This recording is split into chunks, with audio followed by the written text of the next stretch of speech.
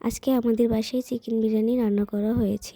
শুক্রবার হলেই আমাদের ভালো ভালো কিছু খেতে ইচ্ছে করে। তো আম্মুকে বললাম যে চিকেন বিরিয়ানি রান্না করার জন্য। তো আম্মুও সাথে সাথে রান্না করার জন্য প্রিপারেশন নিয়ে নিল। প্রথমে হচ্ছে টমেটো, কাঁচামরিচ, বাদাম ভালোভাবে ব্লেন্ডার করে নিল।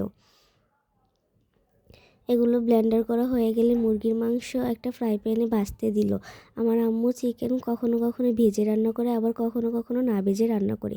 মাংসগুলো ভাজা হয়ে গেলে একটা পাত্রে পেঁয়াজ, তেজপাতা, এলাচ, দারচিনি দিয়ে পেঁয়াজ ভাজা করে নেয়। তারপর একটু পানি দিয়ে মরিচের গুঁড়া, লবণ, আদা রসুন বাটা, বাদাম বাটা দিয়ে মিক্সড করে নেয়।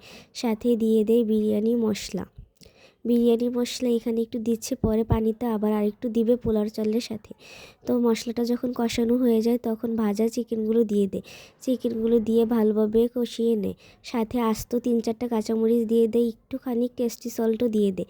টেস্টি সল্ট দিয়ে ভালোভাবে মুরগির মাংসটা কষিয়ে নেয়। তারপর কষানো হয়ে গেলে মুরগির মাংসগুলো তুলে রেখে পোলার চাউল দিয়ে নেয়। পোলার চাউলগুলো দিয়ে ভালোভাবে কষিয়ে পানি দিয়ে মুরগির মাংস দিয়ে নাড়াচাড়া করে নেয়। যখন পোলার চাউল আর মাংস বলক উঠে যায়, পানিটাও একটু শুকিয়ে আসে, তখন নাড়া দিয়ে দেয়। নাড়া দিয়ে আরোবার ঢাকনা দিয়ে ঢেকে রাখে কিছুক্ষণ। যখন দেখে যে রান্নাটা হয়ে গেছে তখন ওপরে একটু বিরিয়ানি এসেন্স ছড়িয়ে দিব যাতে গ্রানটা ভালো আসে, এর জন্য বিরিয়ানি এসেন্স দিয়ে নামিয়ে নিব এবং গরম গরম পরিবেশন করে নিব। এই যে গরম ধোয়া ওঠা বিরিয়ানি রেডি হয়ে গেছে। আর বিরিয়ানিটা সত্যি বলতে অনেক স্বাদ হয়েছিল। আপনারা বাসায় এভাবে ট্রাই করে দেখবেন। এই সপ্তাহে যেহেতু বিরিয়ানি রান্না করে খেয়েছি, আগামী সপ্তাহে আবার অন্য কিছু রান্না করে খাবো। প্রতি শুক্রবারই ভালো ভালো খাবার খেতে ইচ্ছে করে। সবাই ভালো থাকবেন। আল্লাহ হাফেজ।